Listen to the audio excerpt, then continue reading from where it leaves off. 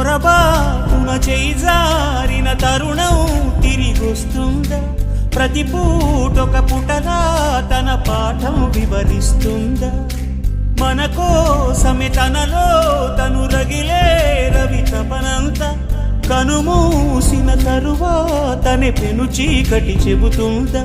కడతేరని పయనాలెన్ని, పడదోసిన ప్రణయాలెన్ని అని తిరగే ఛాయా చరిత పుటలు, వెను చూడక ఉరికే కథలు, తమ ముందు తరాలకు స్మృతుల చితులు అందించాలా ప్రేమికులు.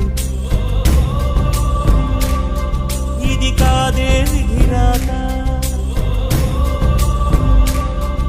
అనుకోదేం ఎదురీత.